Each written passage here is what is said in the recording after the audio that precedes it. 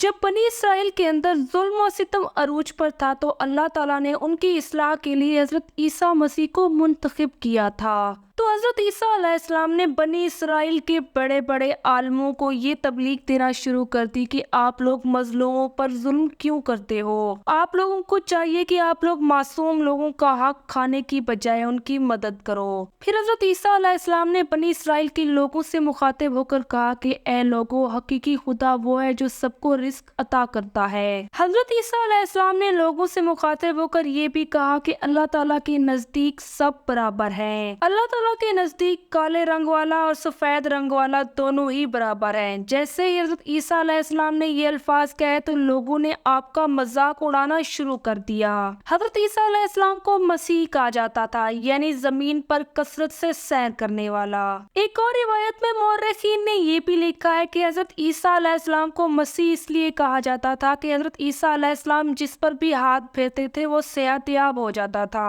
حضرت عیسیٰ علیہ السلام اگر کسی نابینا کی آنکھوں پر ہاتھ پھیرتے تو وہ دیکھنا شروع کر دیتا۔ اس وقت کوڑ کی بیماری بے حد ہی عام تھی۔ حضرت عیسیٰ علیہ السلام نے جیسے ہی کوڑ کے مریضوں کے اوپر ہاتھ رکھا تو وہ بھی صحت یاب ہو گئے۔ حضرت عیسیٰ علیہ السلام کو اللہ تعالیٰ نے یہ قدرت دے رکھی تھی کہ اگر وہ کوئی پتلا بناتے تو اس میں جان ڈال سکتے تھے۔ یہاں تک کہ حضرت عیسیٰ علیہ السلام کے پاس یہ قدرت بھی موجود تھی کہ وہ کسی مردہ کو زندہ بھی کر سکتے تھے۔ جب لوگوں نے حضرت عیسیٰ علیہ السلام کے یہ معجزات دیکھے تو لوگ آپ پر یقین کرنے لگے۔ لوگوں کو اس بات کا یقین ہو گیا کہ حضرت عیسیٰ علیہ السلام اللہ تعالیٰ کے پیارے پیغمبر ہیں اور انہوں نے آپ کی اطاعت کرنا شروع کر دی۔ لیکن اس وقت کے عالموں اور بادشاہوں کو حضرت عیسیٰ علیہ السلام کا یہ عمل پسند نہ آیا۔ اس وقت کے بادشاہوں کو یہ بھی ڈر تھا کہ لوگ حضرت عیسیٰ علیہ السلام کی اطاعت کرنے لگے ہیں اور کہیں ایسا نہ ہو کہ یہ لوگ ہمارے ظلم و ستم سے تنگ آ کر حضرت عیسیٰ علیہ السلام کو اپنا بادشاہ منتخب کر لیں۔ یہ بات اس وقت کے عالموں اور بادشاہوں کو کھٹکنے لگی اور یہی وجہ بنی کہ انہوں نے حضرت عیسیٰ علیہ السلام کو قتل کرنے کے لیے منصوبہ بندی تیار کر لی۔ ادھر حضرت عیسیٰ علیہ السلام لوگوں کو یہ تبلیغ کرتے کہ آپس میں لڑائی جھگڑے کو چھوڑ کر پیار محبت سے رہنا سیکھو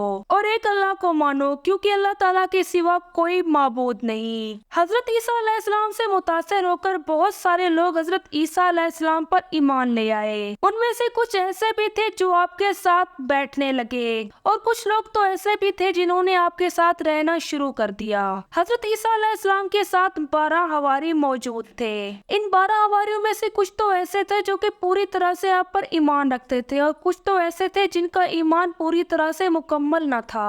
ان 12 حواریوں میں سے ایک کا نام یہودا تھا جو کہ بادشاہ سے انعام کی لالچ میں اس کے ساتھ ہو گیا اور یہ شخص حضرت عیسیٰ علیہ السلام کی جاسوسی کرنے لگا۔ حضرت عیسیٰ علیہ السلام مذہبی تہوار منانے کے لیے بیت المقدس آئے ہوئے تھے۔ حضرت عیسیٰ علیہ السلام نے بیت المقدس کے اندر بیٹھ کر کھانا کھایا۔